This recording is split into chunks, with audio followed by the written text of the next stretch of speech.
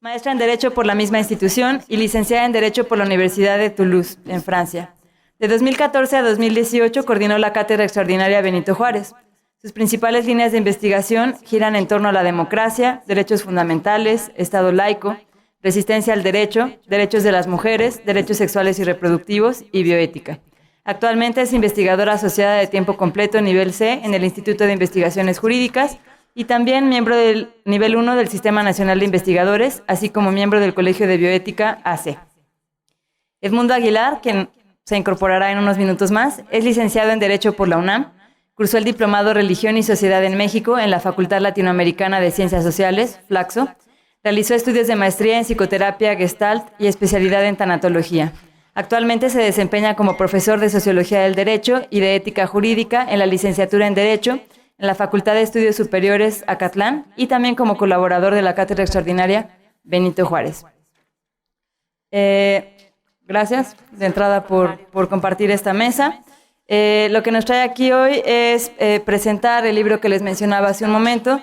Me parece que es un muy buen complemento a los temas que estuvimos discutiendo ayer. Ayer hablábamos, como ustedes recordarán, sobre movimientos religiosos, específicamente evangélicos, y la manera en que se han vuelto cada vez más visibles en la arena política en la región latinoamericana. Estuvimos hablando sobre un par de casos específicos, especialmente el caso de México, y este libro, digamos que es algo así como la contraparte de lo que estuvimos platicando ayer. En este libro se retrata cuál es la situación de la laicidad en varios países de la región latinoamericana, pero además se discute también un poco sobre la historicidad del concepto, cómo se construye la laicidad en diferentes parajes de este subcontinente, cómo se lleva a cabo también, es decir, cómo se pone en práctica el principio de laicidad, y específicamente se le relaciona con varias instituciones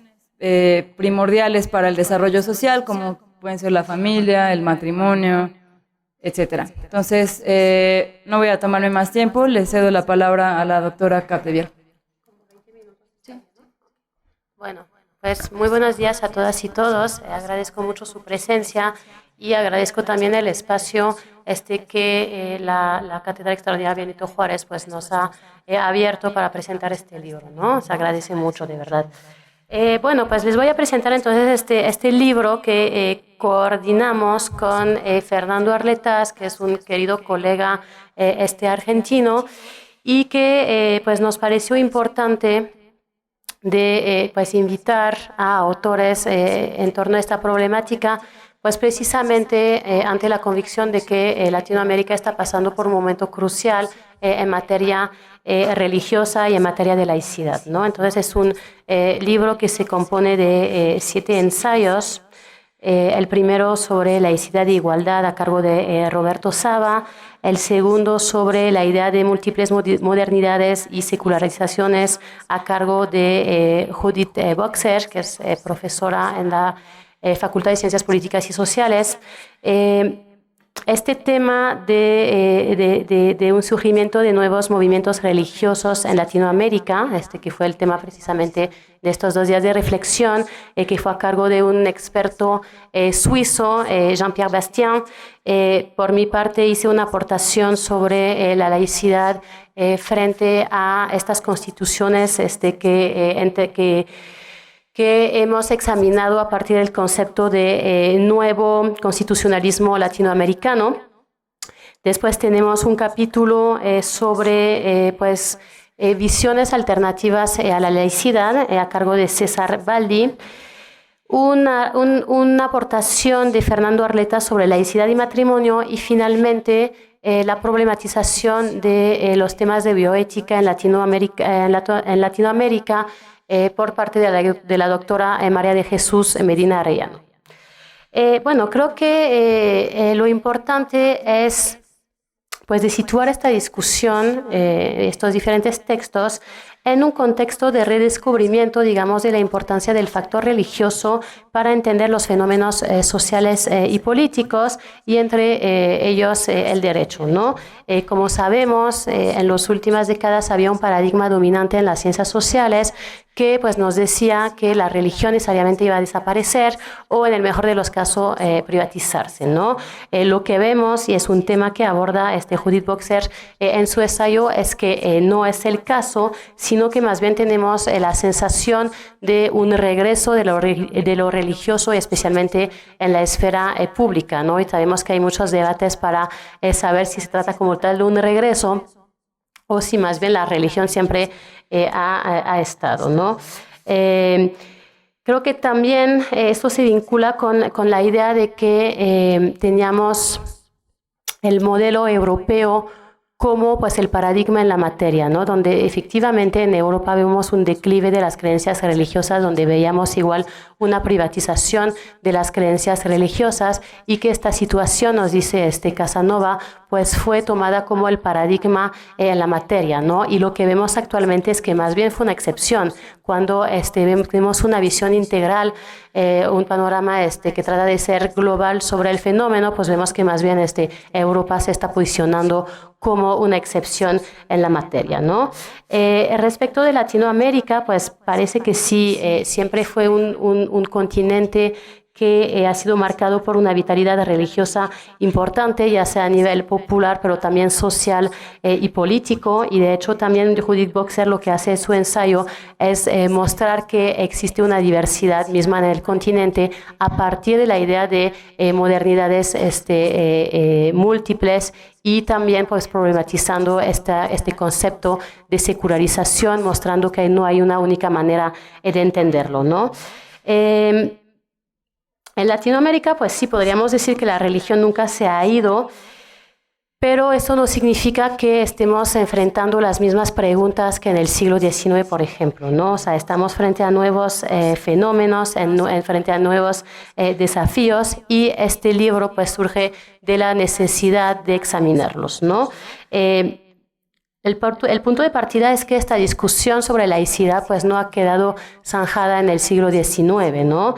Efectivamente ya no nos cuestionamos si debemos extender la libertad de conciencia y de religión a las minorías religiosas, o incluso a la libertad de conciencia a los ateos, ¿no? También ya no nos preguntamos si debemos distribuir de manera igual los derechos políticos y civiles a todas las personas más allá de sus credos religiosos. O sea, ya hay un consenso en Latinoamérica que parte pues, de la plasmación en las constitucionales nacionales y a nivel convencional de la libertad de conciencia y de religión y de la igualdad de todos, ¿no? Sin embargo, pues sí hay nuevas preguntas en la materia, ¿no? Por ejemplo, si la laicidad implica una neutralidad solamente religiosa o si también política del Estado, ¿no? Si pueden permear los sentimientos religiosos de la población en las leyes civiles en el marco de un Estado laico. Es un aspecto que me gustaría tratar un poco más después. O si, por ejemplo, el Estado debe limitarse a proteger la libertad religiosa o si también debe favorecerlas, ¿no? Y una larga de etcétera respecto a estas nuevas preguntas que corresponderían finalmente como una segunda etapa del pensamiento en torno a las exigencias de la laicidad. También partimos de la idea de que no podemos entender a la laicidad como solamente nominalmente, ¿no? Es decir, a partir de su plasmación constitucional. De hecho, pues la aportación que hago en este libro es pues precisamente de demostrar que a pesar que tenemos en esto nuevo constitucionalismo latinoamericano constituciones que se presentan como laicas o seculares, pues también están atravesando por tensiones, ¿no? Por un lado se presentan como laicas, pero al mismo tiempo hay una valoración de una única manera de entender la vida buena, por ejemplo, o también tenemos a la vez concepciones muy restrictivas en materia de familia o de derechos sexuales y reproductivos, ¿no?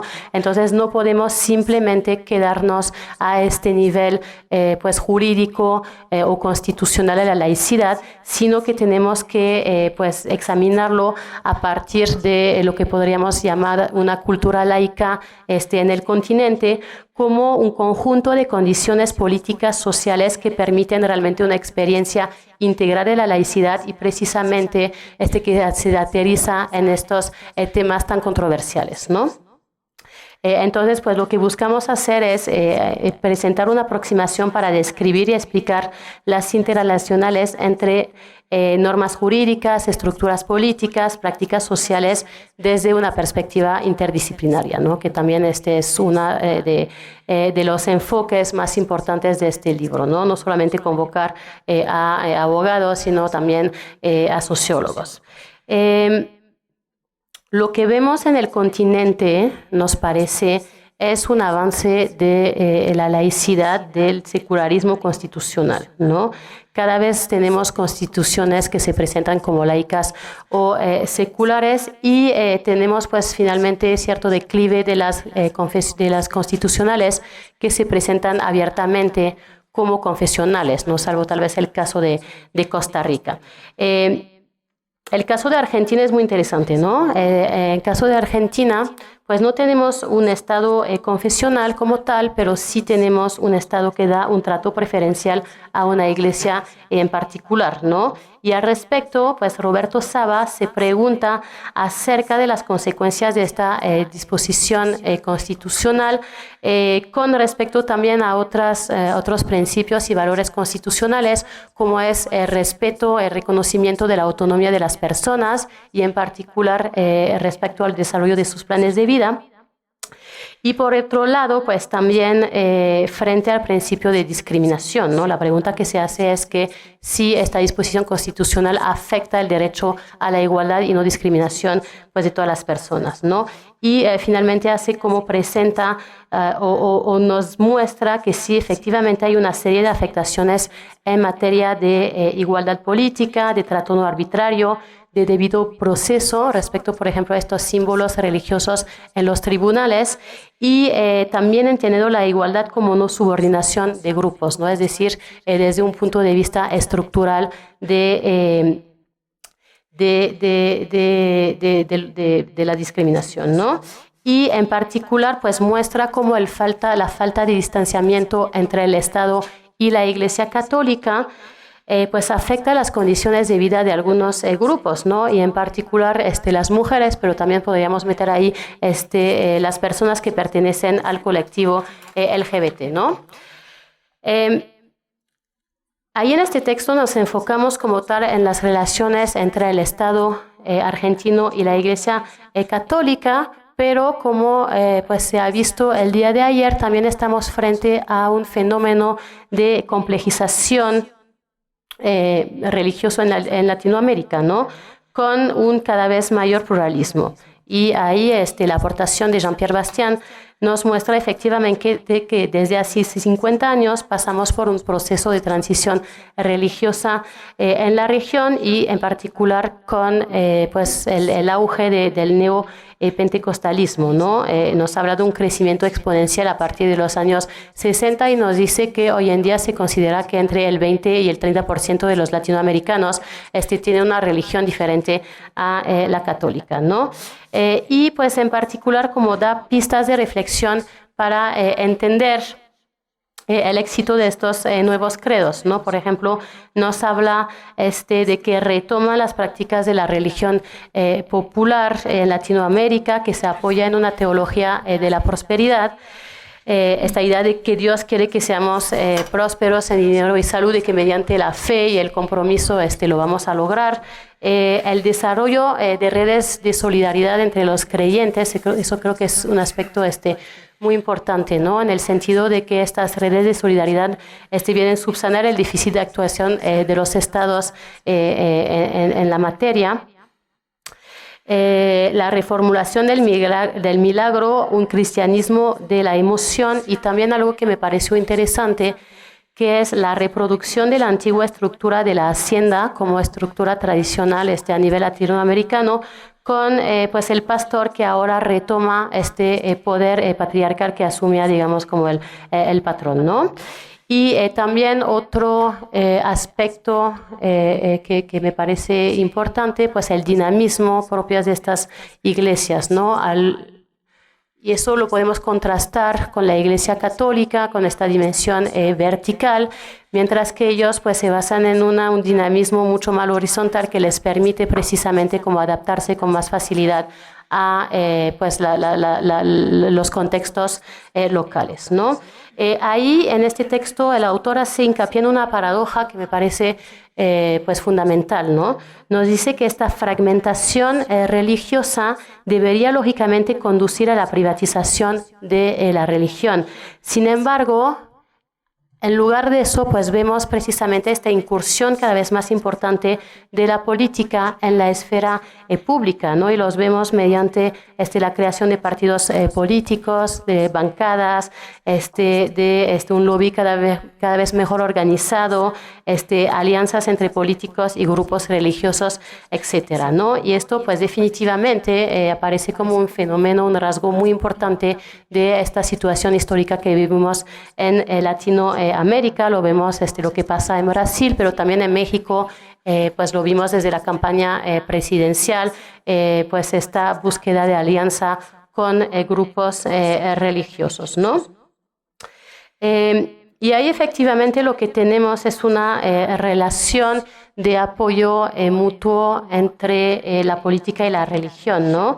Los grupos religiosos, salvo tal vez estos grupos sectarios que pues viven replegados sobre sí, los grupos religiosos pues sí tienen un interés en ver reflejado sus valores en la esfera pública y política, ¿no? Es decir, una idea de religión que va más allá de las creencias y que pues también se desarrolla a partir del tema de los valores y de una visión particular de cómo debería ser el orden social, ¿no? Y por el otro lado, pues por supuesto tenemos también el Estado y los agentes políticos que se nutren de la religión en un marco general de desencanto de la democracia en el continente, pero creo que de manera general a nivel global, ¿no? Los escándalos de corrupción, las crisis económicas, de esta manera pues sí se está buscando subsanar un déficit democrático precisamente con la apropiación de estos discursos religiosos y del discurso de los valores, ¿no? También podemos entender, me parece, esta problemática en una mayor democratización del continente, ¿no? Si retomamos la definición que hace Blancarte respecto de la laicidad, pues muestra un vínculo muy fuerte precisamente entre democracia, soberanía popular y laicidad. Entonces esta idea parece un poco contraintuitiva, que más democracia y más religión en la esfera pública, ¿no? Sin embargo, si lo vemos desde el punto de vista de los actores, pues sí vemos que precisamente esta democratización ha dejado más espacio para la multiplicación, para la pluralización de las voces en el debate democrático, y que estos grupos religiosos han sabido muy bien aprovechar estos huecos para presentarse también como voces legítimas de las democracias, ¿no? Ya sabemos también, y nos lo ha mostrado, por ejemplo, Juan Marco Bayone a partir de sus estudios, que hay un cambio también en la utilización de las herramientas, ¿no? Esta idea de democracia, esta idea de movilización de las personas desde la sociedad civil, pero también pues la utilización de un lenguaje secular y en particular de los derechos humanos para posicionarse en la arena de lo político, ¿no? También la utilización de temas que podemos calificar como aglutinantes y que van más allá de las propias confesiones o credos religiosos en particular, y que logran pues alianzas interreligiosas, ¿no?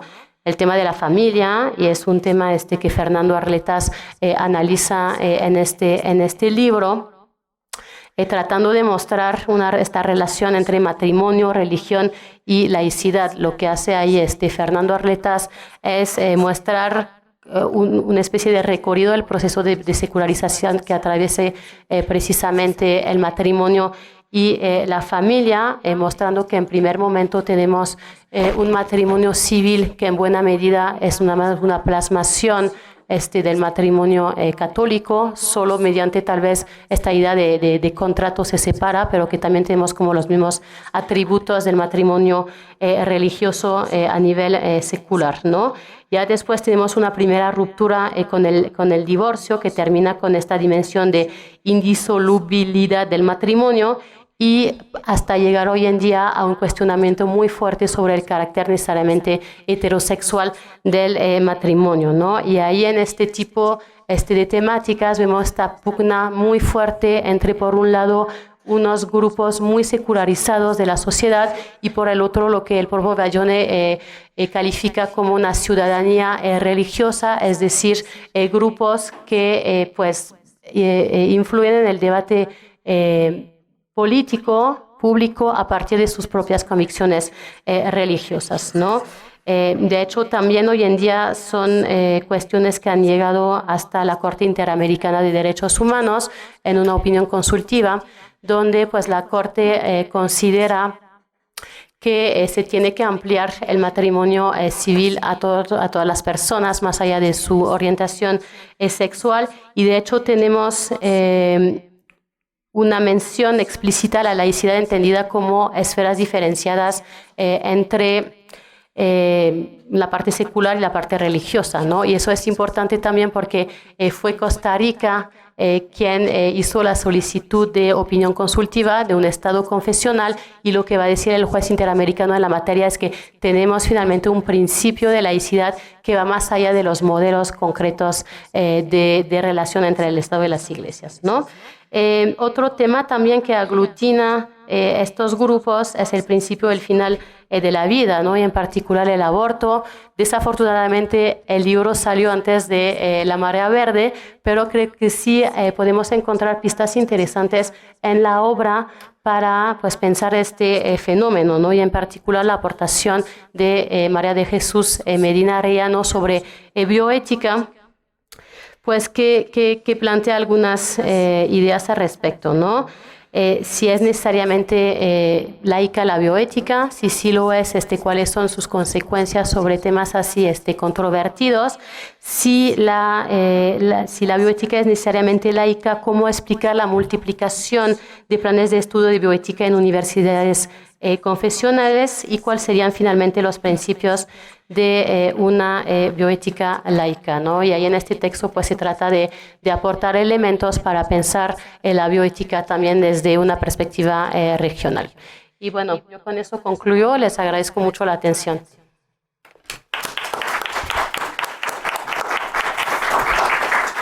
Muchas gracias, Pauline. Creo que has dado como una muy buena síntesis de lo que podemos encontrar en este libro. De lo que decías, o ahora escuchándote, yo rescato como varias reflexiones. La primera es que creo que a partir de lo que se retrata en este libro, podemos pensar, o repensar más bien, la laicidad, en el entendido de que laicidad y secularización no son lo mismo, y que tampoco laicidad y progresismo son lo mismo, que son como conceptos, esto lo he dicho miles de veces, yo creo que ya los aburrí, pero son conceptos que tienden a pensarse como iguales, como que en la medida en que somos más laicos, entonces somos también más seculares, más democráticos, más progresistas, etcétera. Y eso no necesariamente es así, lo cual me parece que aparece problematizado de manera muy clara en este libro. También habría que distinguir que la laicidad se puede ver desde un punto de vista nominalista, es decir, simplemente que aparezca en la Constitución, que por cierto no necesariamente significa que por el hecho de aparecer en la Constitución el resto de las leyes en otros niveles sean congruentes con eso, pero con independencia de eso habría que distinguir la parte nominal de la aplicación, del principio de laicidad. Y además de eso, me parece que aún en la aplicación hay como diferentes niveles. Una cosa es que haya una congruencia en el marco jurídico a partir del principio de laicidad, y otra muy distinta es que ese marco jurídico se respete en la arena política y sobre todo en la arena social, ¿no? Lo que decía hace un momento, el que un Estado sea laico no necesariamente significa que la totalidad de quienes componen el tejido social tengan una perspectiva secular y mucho menos laica, ¿no? Entonces, todo eso estuve pensando en lo que te escuchaba y también me estaba haciendo una pregunta que creo que valdría la pena discutir quizá un poco más adelante, que es si es posible una laicidad sin democracia y si es posible una democracia sin laicidad. A mí me parece que sí, pero creo que es un tema que valdría la pena discutir, sobre todo si se piensa en la democracia a partir de la idea de la participación pública de todas y de todos en términos de igualdad, ¿no? Eso, y otra cosa que señalabas tú hace un momento muy importante es que al parecer en América Latina, y digo al parecer porque en algunos casos no es tanto así, ya no nos preguntamos tanto si debería de existir un régimen democrático, si debería de aceptarse la libertad de conciencia, la libertad de religión, la igualdad entre todas y todos, etcétera. Y sin embargo, como se muestra en el libro y como tú misma lo decías hace un momento, me parece que sí se cuestiona un poco, ¿no? Es decir, discursivamente, digamos, no se cuestiona tanto, pero en la práctica, pues tú lo decías hace un momento, ¿no? No se cuestiona la igualdad de todas y todos, sin embargo, el acceso, por ejemplo, al matrimonio no necesariamente es para todos, ¿no? Entonces, creo que son como pequeñas cosas en las que valdría mucho la pena profundizar, pero nuevamente voy a dejar hasta aquí la reflexión para cederle la palabra a Edmundo. Edmundo, muchas gracias por venir, además, después del el pequeño atorón con el tráfico. Muchas gracias. Tienes unos 15 minutos más o menos. Gracias. Por favor, adelante. Gracias. Disculpen, por favor, de verdad, me fallaron todos los cálculos. Para quienes estamos en esta ciudad, Periférico y Polanco rompe todo. Me rompió todo mi cálculo. Al contrario, gracias por estar. Tiempo. Bueno, lo que quiero comentar es muy breve. Precisamente Mariana en sus comentarios estábamos ya pensando en algo similar. Una cosa es la formalidad de la ley y otras son las realidades sociales. Eso es un tema tan frecuente en el pensamiento jurídico, pero además nos queda muy, a quienes cultivamos la sociología jurídica, nos queda preciso, ¿no? En la presentación, la introducción, no recuerdo, fue que Diego Valadez hablaba de la eficacia de la laicidad. Y la palabra eficacia queda muy bien queda muy bien para la sociología jurídica. Necesitamos ver qué pasa. El texto legal dice una cosa, me acordé de un clásico que es la Constitución de Ferdinand Lassalle. Una cosa es la hojita de papel, la forma jurídica, y otra cosa es los factores reales de poder. Y ese es un excelente punto para mí de partida, que me toca además compartir este tipo de reflexiones con compañeros estudiantes de licenciatura en Derecho, en Sociología Jurídica, precisamente, es de la eficacia de la laicidad. Y ahora nos toca, y el texto es América Latina. Bueno, pues es que sí, la historia nos muestra, y además hay referencias históricas en los textos, nos muestra que hay una América anglosajona y una América Latina, y bueno, no hay problema, América Latina, prehispánica, hispánica. Nos explicamos la religiosidad hegemónica, la presencia hegemónica de la Iglesia Católica, no así en América del Norte, salvo con muchos pormenores que no están al caso, Quebec, pero vamos, Estados Unidos y Canadá son diversos en lo religioso desde su nacimiento, y América no. Pero entonces llega la cristiandad no católica, perdón por nada más, demasiado breve y no hacer especificidades, pero no llega tanto por la vía europea, sino por la vía americana, América del Norte precisamente, y ahí es donde nos toca reflexionar. Por un lado, el texto, yo recuerdo que sí señala líneas generales o tendencias generales en el papel, en las constituciones, las libertades laicas se refuerzan, y por otro lado, vamos, diverso y complejo el tema porque somos muy América Latina, pero no hay muchas uniformidades. Pues habrá muchas libertades, no sé, voy a mencionar muy rápidamente, libertades laicas en Argentina, pero formalmente, y además tenemos hasta creo que en términos financieros, la Iglesia Católica es oficial, etcétera, etcétera, ¿no? Pero ¿cómo si somos América Latina y todos una unidad?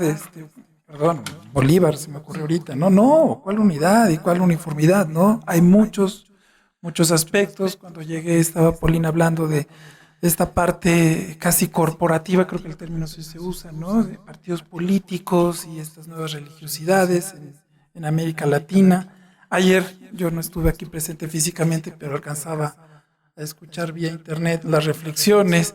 Pues un voto evangélico puede que en algunos lugares sí, y aquí en México no, parece ser, ¿no? Entonces, todas estas reflexiones nos hacen pensar en ¿será posible la eficacia de la laicidad? Y entonces estos textos creo que nos llevan a precisamente seguir deliberando de las posibilidades y de hacer, no sé, voy a dar una forma de explicar laicidad, como este instrumento de las instituciones del Estado para hacer viable esta convivencia entre lo diverso y complejo de los temas, ¿no? Entre lo diverso y lo complejo de los temas. Evidentemente creo que están presentes en el texto y en las reflexiones de los autores. Por ejemplo, también Paulín mencionaba la autonomía. La autonomía del matrimonio. Pues Fernando Arletas, por ejemplo, sí nos dice, bueno, es que había un pacto voluntario al contrario del matrimonio, el contrato por un lado, la herencia religiosa por otro, pero no había una libertad y una autonomía para decidir, voy a terminarlo, y entonces viene el divorcio, ¿no? Y entonces muchos de los debates de las libertades laicas, voy a eso, han ido en la idea de la autonomía. Y esto también se hace presente, por ejemplo, también en el texto de Marichuy, de María de Jesús Medina, con respecto a bioética, porque también nuevamente los documentos internacionales de derechos humanos y internacionales de bioética, que lo señala también María de Jesús, van en el sentido de salvaguardar las autonomías, si la dignidad de la persona, algunos otros principios, no maleficencia, dignidad de la persona, pero sobre todo autonomía, consentimiento, el libre consentimiento. Y entonces otra vez estamos en libertades laicas, las posibilidades de que no sean criterios religiosos los que necesariamente o los que estén presentes tanto en la normatividad del Estado como en las políticas públicas, sobre todo en términos de bioética. Y entonces está el debate. Lo que sí creo que vale la pena apuntar y que es algo que es frecuente en nuestras pláticas y los encuentros que tenemos aquí en torno a la cátedra, es el tema de derechos humanos.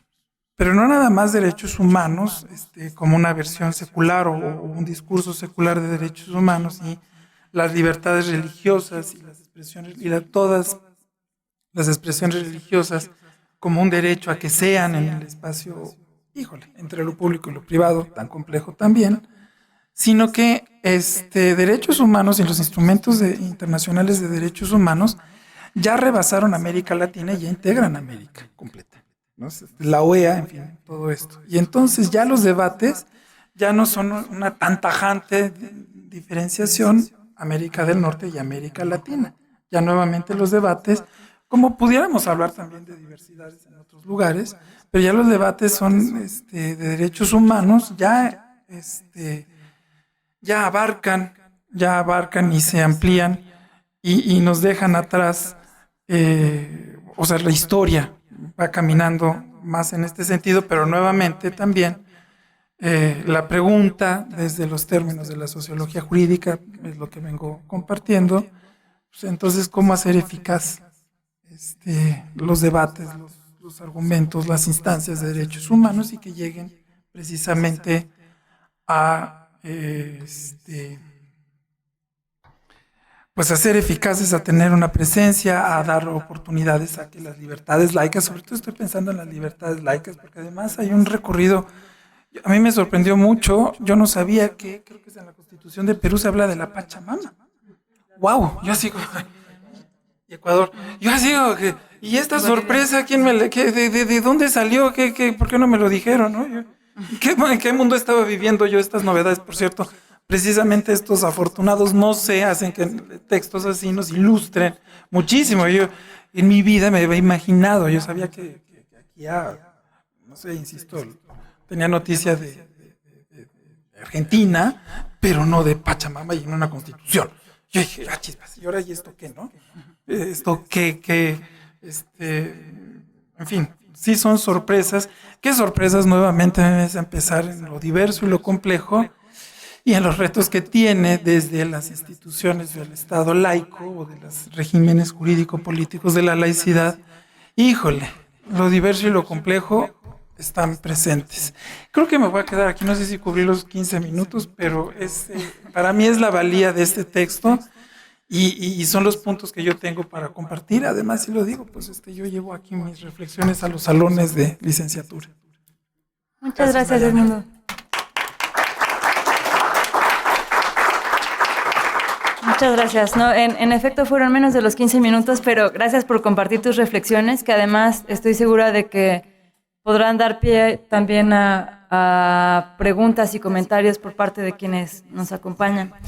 Creo que lo que yo rescataría de estas reflexiones que nos ofreces es tratar de reconstruir el concepto de laicidad históricamente y en ese sentido entender que América del Norte y América Latina partimos de puntos muy distintos porque en América Latina efectivamente existió pues, una iglesia hegemónica durante siglos y eso hace que a diferencia de América del Norte donde había mucha más diversidad religiosa desde sus orígenes, eso hace que en América Latina la relación entre iglesia y Estado se perciba de una manera completamente distinta, sobre todo a partir de las últimas décadas del siglo pasado, cuando efectivamente el panorama religioso comienza a diversificarse, sobre todo en la gama de creencias de raíz cristiana, pero también de otro tipo de religiones, lo cual hace que la diversidad y la complejidad de América Latina, que a pesar de que tenemos un pasado común, es decir, a pesar de que tenemos un pasado común, hemos tomado caminos como muy distintos para entender la relación entre Iglesia y Estado. Creo que además hay que agregarle complejidad como en muchas capas, ¿no? Una étnica, una lingüística, una religiosa, más el resto de las complejidades y de la diversidad de la que ya hemos estado hablando en estos días. Y eso hace que la forma en la que tradicionalmente habíamos entendido la laicidad se modifique también, por supuesto, ¿no? Entonces, no sé cómo lo ves tú. A mí me parece que en América del Norte la relación de las iglesias con el orden público, no me atrevería a decir que con el Estado, pero sí cuando menos con el orden público, no se percibe como algo tan problemático como sí sucede, por ejemplo, en algunos países de América Latina. México creo que es el caso como más conocido por muchos de nosotros, pero además creo que es un caso un poco atípico, ¿no? En otros lugares, no sé, estoy pensando, por ejemplo, en Colombia, digamos que el Partido Liberal sí lo percibe como un problema, pero el Partido Conservador no. Está además todo este rescate de las creencias tradicionales a las que te referías hace un momento, en Bolivia, Ecuador, Perú, etcétera, de la Pachamama, ¿no? En donde probablemente en algún momento también se percibió como un problema la intervención de las religiones en el espacio público y sin embargo ahora se ve también como en parte como una reivindicación de los grupos originarios y de sus propias creencias, ¿no? Entonces, en fin, hay mucho que hablar al respecto. También la segunda idea que quería retomar de lo que decías hace un momento es la noción de eficacia y de entender la relación que existe entre la laicidad y los derechos humanos, pero además enmarcándolo en esta noción de eficacia. Yo, según te entendía, creo que te refieres al hecho de que no se quede solamente en el papel, sino que, digamos, aterrice a la cotidianidad de las personas, pero no sé si te referías a algo más y en todo caso me pregunto también cómo podríamos hacer observable o hacer visible esa eficacia. Creo que también podría ser un tema de reflexión que me gustaría discutir con ustedes. En fin, tenemos tiempo para preguntas y comentarios por parte del público, entonces no sé si quisieran comentar algo?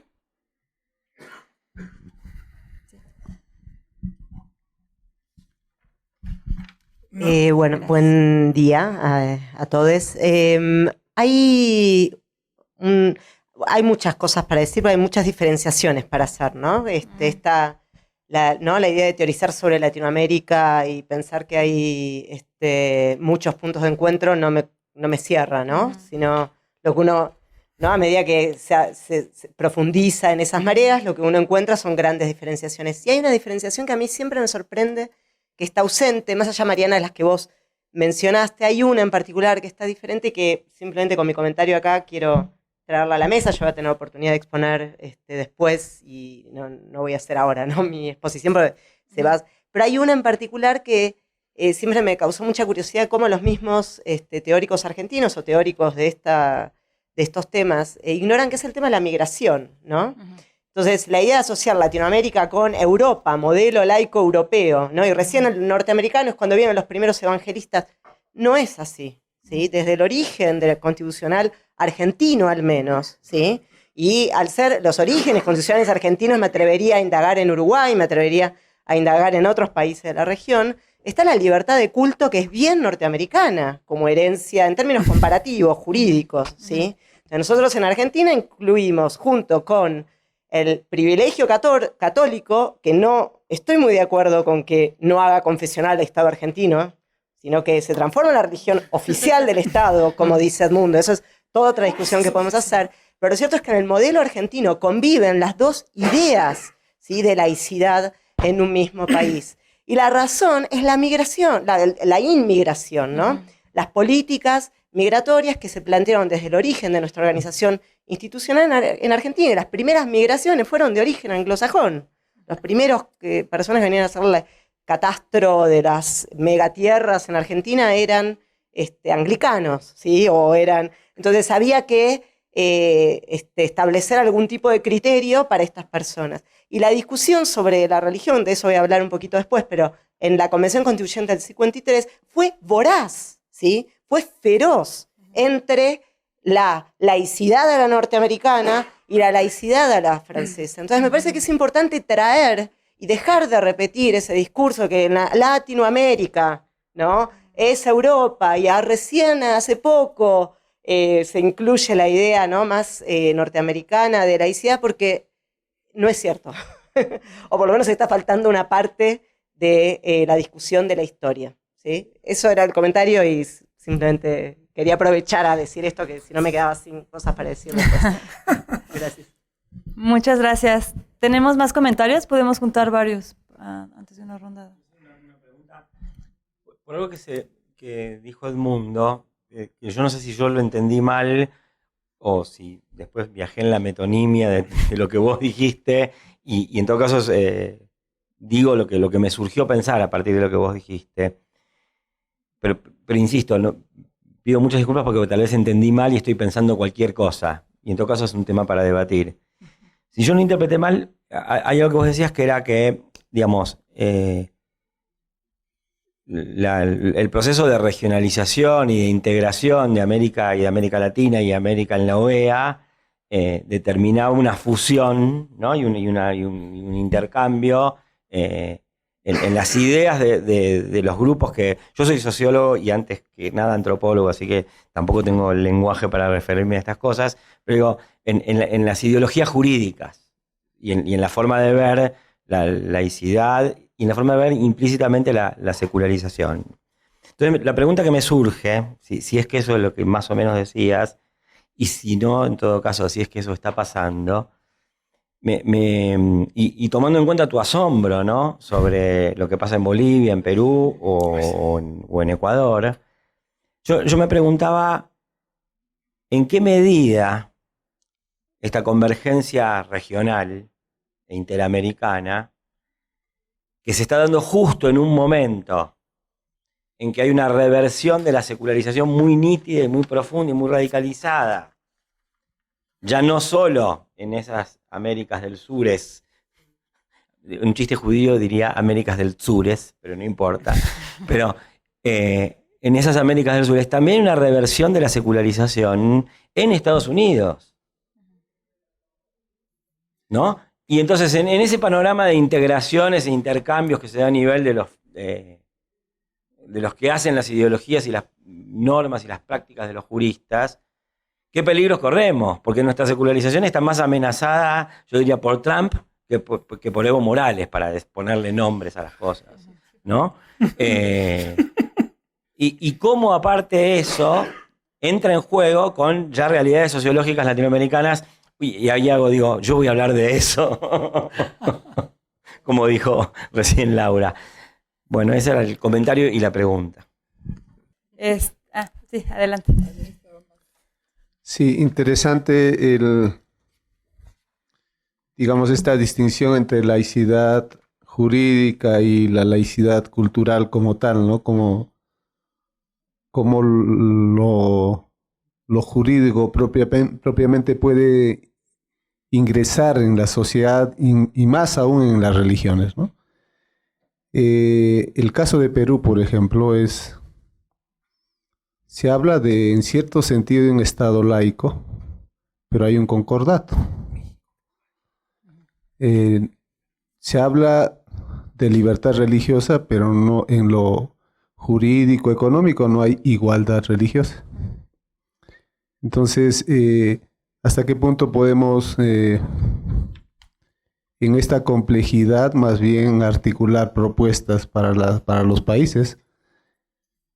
¿Cómo pensar en ciertos paradigmas que puedan darnos elementos en común y deshacer esta complejidad y estas diferencias entre nuestros países, ¿no? Muchas gracias. ¿Alguien más?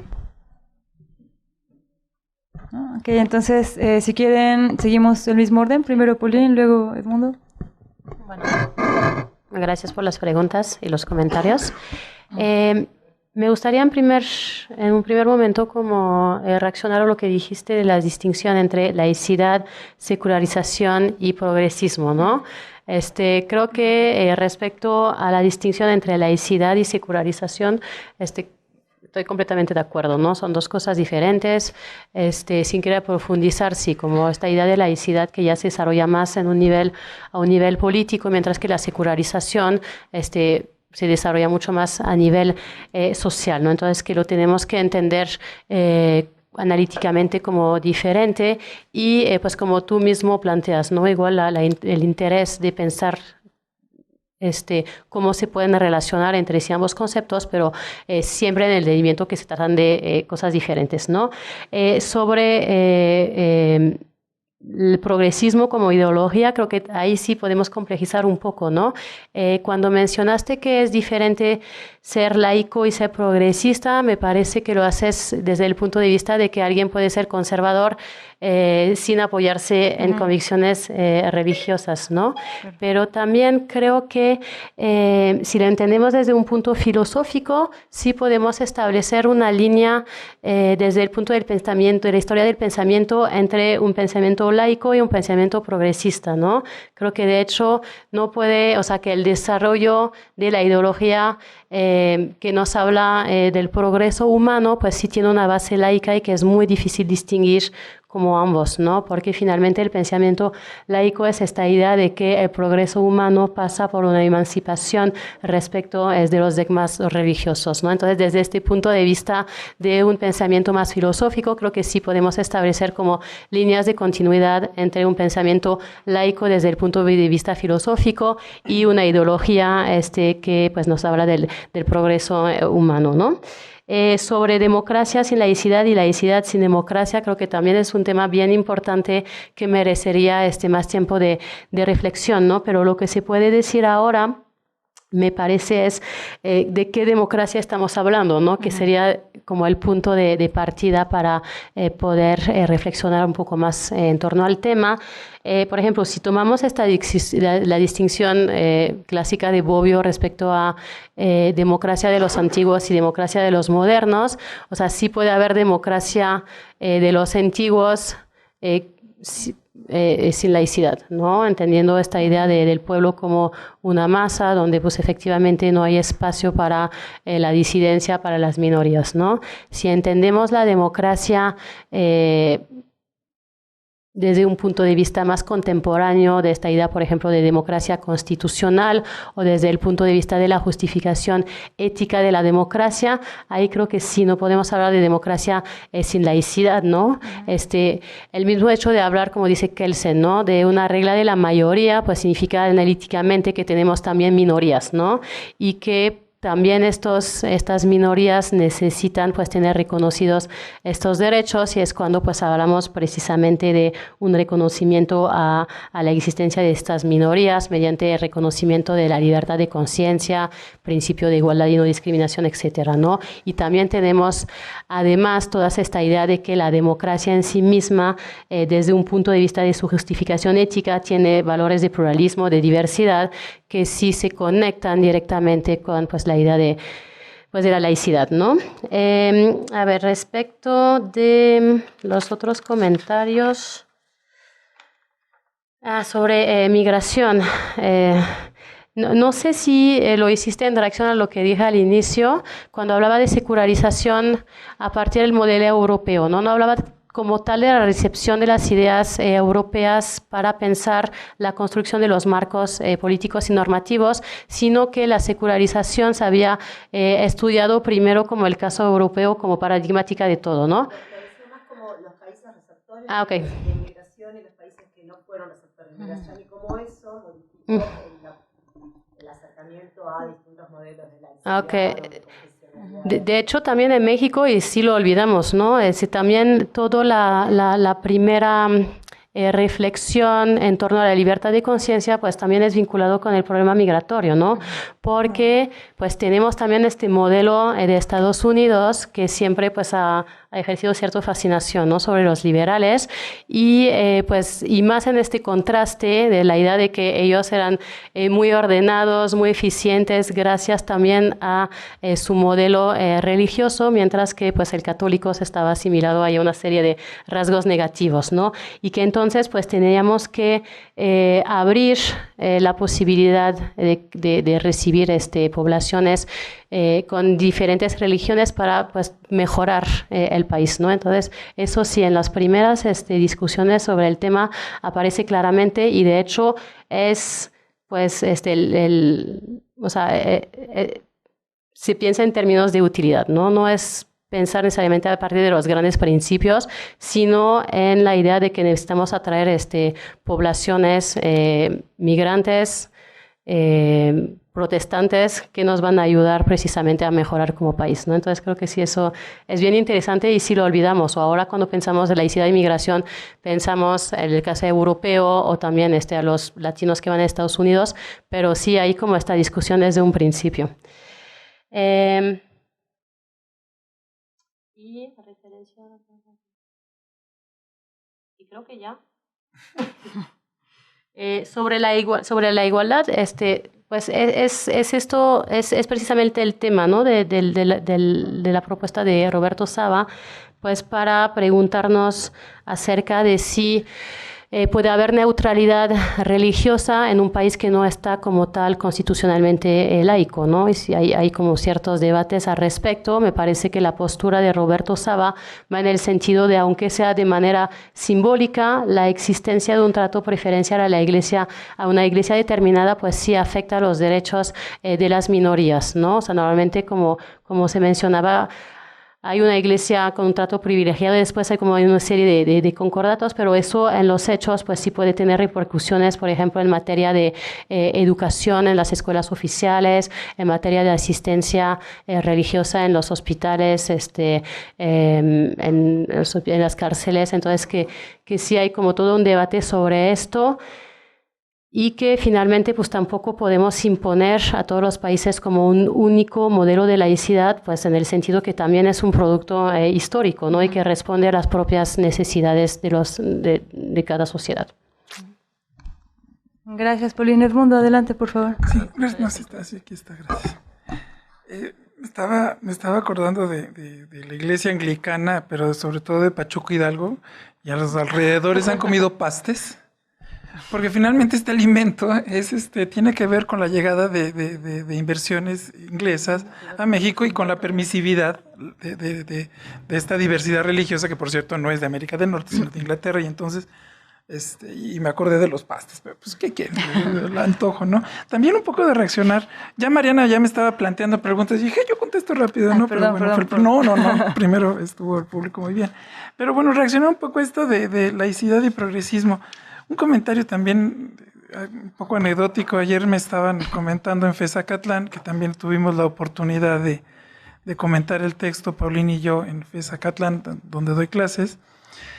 Y llegaron unos profesores y me dijeron, yo ya soy laico, ¿eh? Digo, yo ya soy ateo. Y yo, ¿quién te dijo que laicidad es igual a ateísmo? Pues sí, en muchas ocasiones sí, ¿verdad? Pero me lo dijeron así como, yo ya superé. Yo, así como, y que no hay catolicidad autocrítica, catolicidad, por ejemplo, liberal, teología de la liberación, tanta diversidad en la catolicidad, y yo, porque eran personas que sí se refirieron, ya no soy católico, yo ya soy ateo. Yo, chispas, ¿no? Qué barbaridad. Entonces la idea de progreso presente, ¿no? En estos discursos, por supuesto académicos, ¿no? Profesores en la Facultad de Derecho, y yo digo, chispas, cuánta necesidad tenemos, perdón, yo sí lo digo así, de escuchar al sociólogo, al antropólogo y a la diversidad dentro de la Iglesia Católica y a las diversidades para entender que esta idea de progreso igual a laicidad, es como una especie de arena movediza, ¿no? Yo sí me quedé sorprendido. Yo dije, esta fue la reacción de nuestras pláticas, de platicar esos escenarios en América Latina. Fue una reacción así como anecdótica acerca de esto, ¿no? Cuando en Sociología del Derecho y muchos textos de Sociología del Derecho, atendiendo un poco primero a Mariana, nos hablan de eficacia, está casi vinculado inmediatamente, y hay mucha sociología detrás, por favor, especialistas, si me ayudan ahí, las funciones del derecho, integración, cohesión, organización, y viene legitimidad.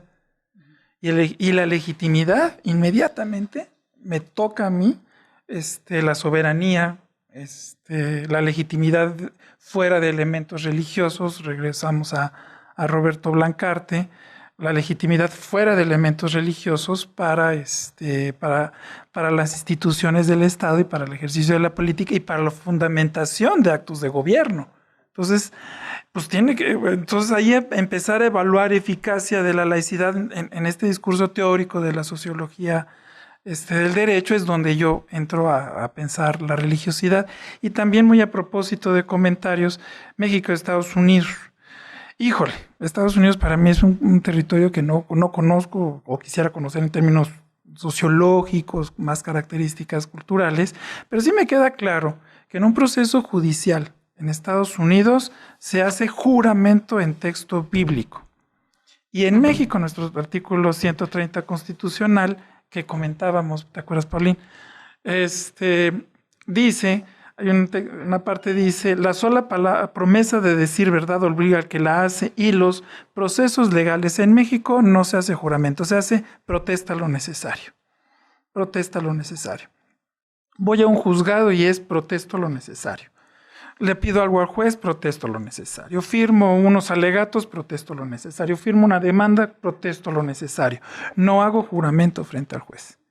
Y esa es una nota que me parece importante, ¿verdad? Porque de repente sí me toca que muchos compañeros, estudiantes y profesores, ya deja de hablar de laicidad, eso no está en el fenómeno jurídico, en todos los procesos legales de México está.